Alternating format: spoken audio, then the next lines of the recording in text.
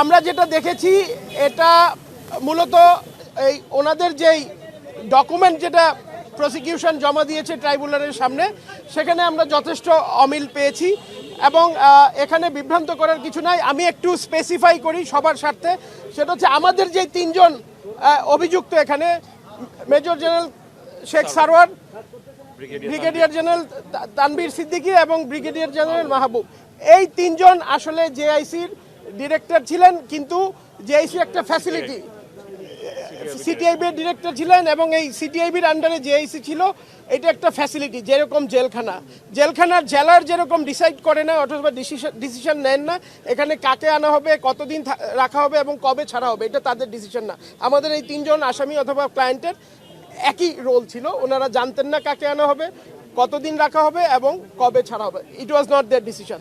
So এখানে ওনাদের সম্পৃক্ততা নেই এবং সম্পৃক্ততা দেখানোর জন্য যে ইন্ডিভিজুয়াল লায়াবিলিটি কাগজপত্র দিয়ে এভিডেন্স দিয়ে স্টাবলিশ করতে হয়, সোফার আমরা প্রসিকিউশনের সামনে, আইসিটি ট্রাইব্যুনালের সামনে প্রসিকিউশন এরকম কোনো দলিলাদি দাখিল করতে পেরেছে বলে আমাদের মনে হয় না।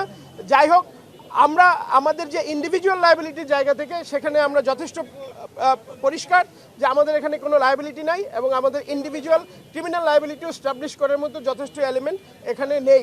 ডেসপাইট এটা আজকে ভিজিট করার পরে আমাদের কাছে আরও ক্লিয়ার হয়েছে আমাদের মামলা এই তিনজনের জন্য খুবই পরিষ্কার এবং আমরা মনে করি এই ট্রায়াল যখন শেষ হবে আমরা বেকসুর খালাস পাওয়ার যোগ্য এবং সেটা আমরা পাবো এবং বিজ্ঞ ট্রাইব্যুনালের প্রতি আমাদের যথেষ্ট আস্থা আছে।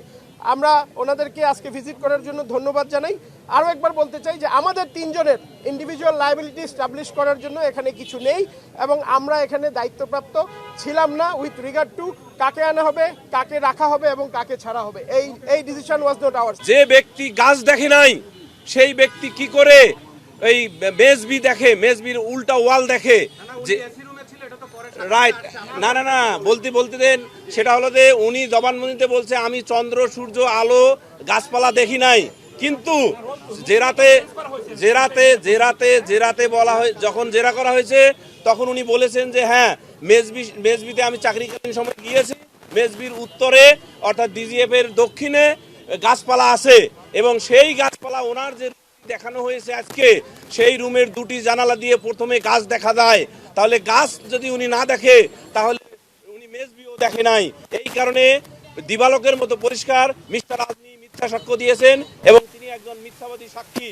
আরেকটি বিষয় এখানে খুবই প্রণিধানযোগ্য এবং উল্লেখ করা প্রয়োজন, সেটা হলো যে আমাদের মাননীয় ট্রাইব্যুনালের যে বিচারপতি মহোদয় তিনজন এই মামলায় 34 নম্বর আদেশ এর মাধ্যমে এই ঘটনাস্থল তর্কিত যে ঘটনাস্থলে পরিদর্শনে আজকে এসেছেন, লার্নেড চিফ প্রসিকিউটর সহ আমরা যারা ছিলাম, সেই আদেশে ওনারা উল্লেখ করেছেন রুয়ান্ডা এবং যুগোস্লাভিয়াতে বিচারকগণ সংশ্লিষ্ট ঘটনাস্থলে গিয়েছেন।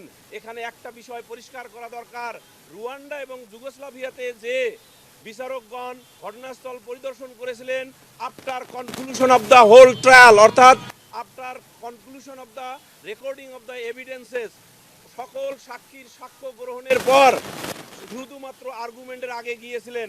কেন গিয়েছিলেন? কারণ আর্গুমেন্টের আগে সাক্ষ্য গ্রহণের প্রক্রিয়ায় যদি বিচারকগণ কোনো ঘটনাস্থলে পরিদর্শন করেন তাহলে এটার প্রভাব সাক্ষ্য গ্রহণের সময় নেগেটিভলি আসামিদের বিরুদ্ধে পড়তে পারে। এই কারণে রুয়ান্ডা যে আন্তর্জাতিক ট্রাইব্যুনালের অধীনে যে ট্রাইব্যুনাল বসেছিল সেই জায়গার রুল 4